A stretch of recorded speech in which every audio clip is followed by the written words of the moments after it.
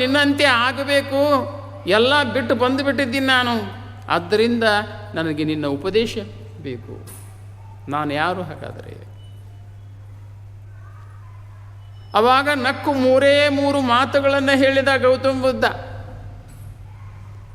3 ಮಾತುಗಳನ್ನು ಹೇಳಿದ. ಯಾವ 2 ಮಾತುಗಳು? 3 ಮಾತುಗಳು: ಕೇಳು, ನೋಡು, ಮಾಡು.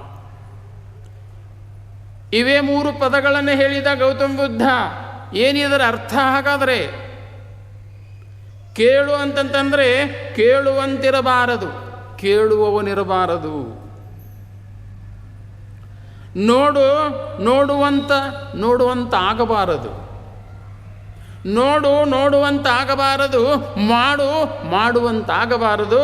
ಅಂದಾಗ ನೀನು ಗೌತಮ ಬುದ್ಧ ಆಗ್ತೀಯ.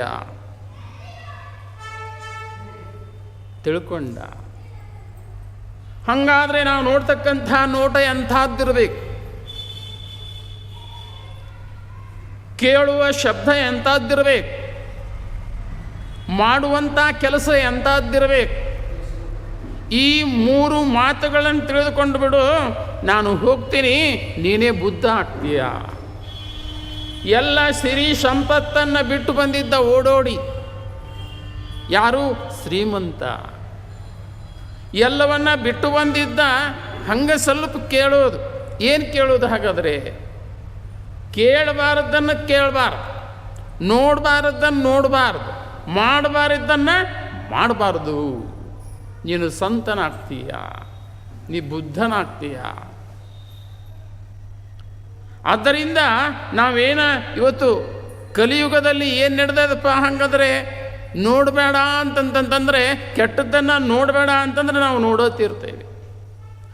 ನೋಡೋದನ್ನು ನೋಡಾಕತ್ತೀವಿ, ಮಾಡಬಾರದ್ದನ್ನು ಮಾಡಾಕತ್ತೀವಿ, ಕೇಳಬಾರದ್ದನ್ನು ಕೇಳಾಕತ್ತೀವಿ ಅಂತಂತಂದರೆ ಮುಂದೆ ಒಂದು ದಿನ ನಮಗೆ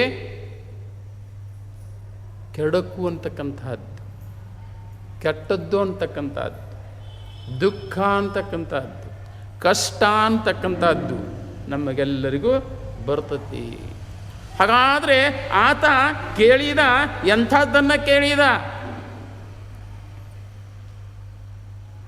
ಎಂಥದ್ದನ್ನು ಕೇಳಿದಪ್ಪ ಅಂತಂದರೆ ಕೇಳು, ನೋಡು, ಮಾಡು. ಈ 3 ಶಬ್ದ ಅವನನ್ನು ಬುದ್ಧನನ್ನಾಗಿ ಮಾಡಿತ್ತು. ಶ್ರೀಮಂತನನ್ನು ಬುದ್ಧನನ್ನಾಗಿ ಮಾಡಿತ್ತು ಈ 3 ಶಬ್ದಗಳಿಂದ. ಹಾಗಾದರೆ ನಾವು ಎಂಥದ್ದು ನೋಡಬೇಕು, ಎಂಥದ್ದು ಕೇಳಬೇಕು? ಈ ಶರೀರ ಅಂತಕ್ಕಂಥದ್ದು ಯಾತಕ್ಕಾಗಿ ಬಂದಿದೆ ಅಂತಕ್ಕಂಥ ವಿಚಾರವನ್ನು ನಾವು ತಿಳ್ಕೋಬೇಕು.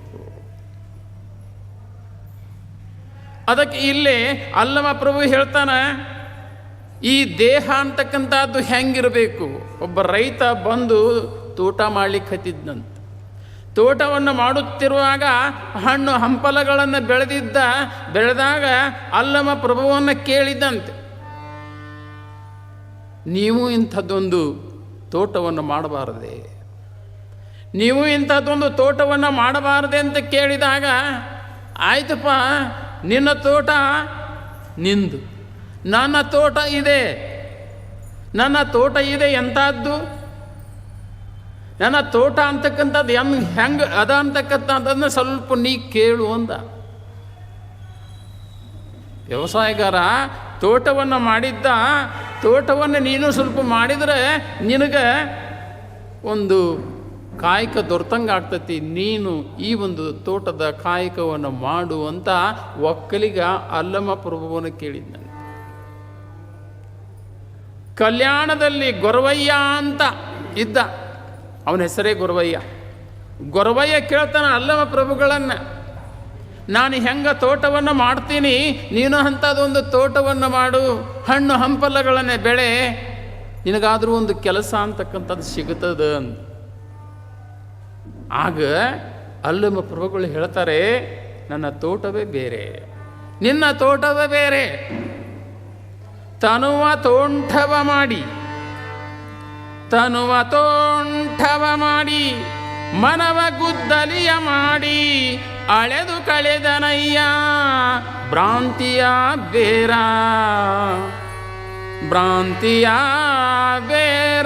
ಕಳೆದನಯ್ಯ